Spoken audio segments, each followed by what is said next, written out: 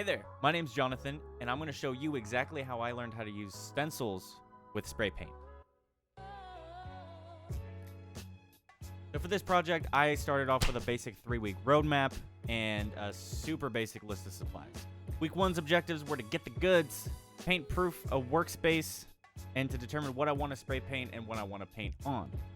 Alright, so we're outside of Michael's right now. We're about to go grab some supplies. We're looking for mainly different kinds of canvas, maybe some poster board to try to apply some paint onto. But we're gonna go see what they have.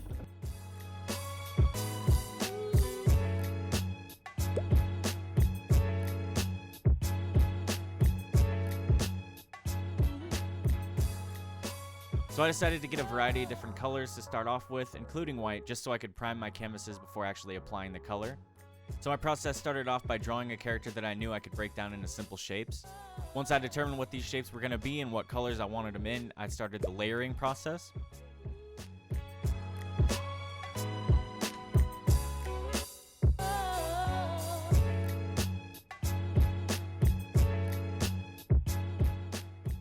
All I'm doing here is transferring separate shapes and grouping them into different layers that are going to turn into individual stencils later on.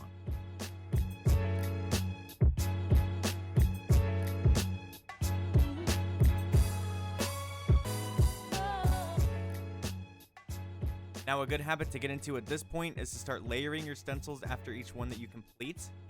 This helps you keep track of what you've already included into your drawing and what you still need to include.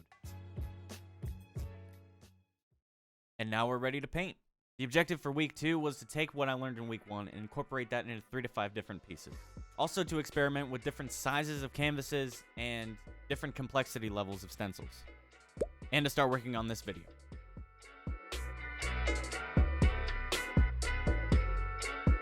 I did learn throughout this process that it's easier if you put something that's heavy on top of your stencil to keep it in place, so the force from the spray can itself doesn't blow it off and get paint all over your canvas.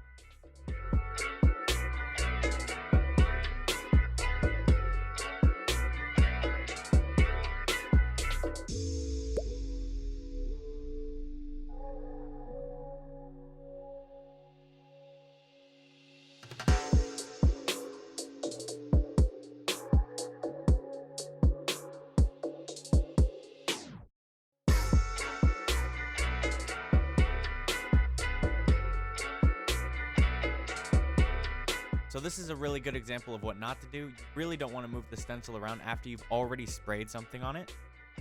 You also want to be really mindful of where you're spraying, just because I did manage to get some yellow into the eye at this point in time. Now we're ready to do some line work.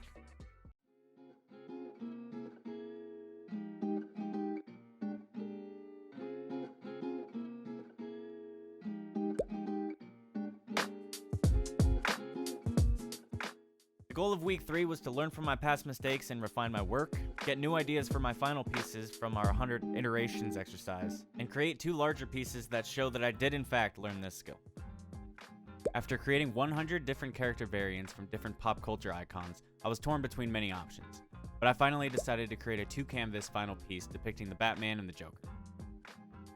I had to slightly deviate from my original depiction of these characters, as I didn't have the means to directly expand the images for my iteration project. So this is what they look like as their final drawings.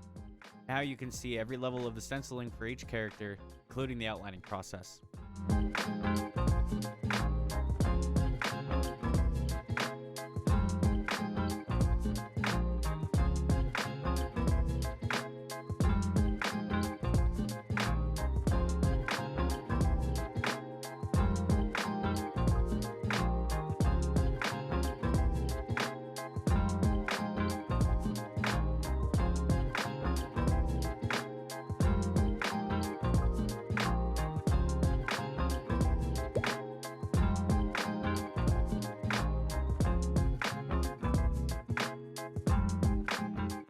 All in all, I think this was a great learning opportunity and brought about a skill that I will continue to develop in as time goes by. Thank you all for watching.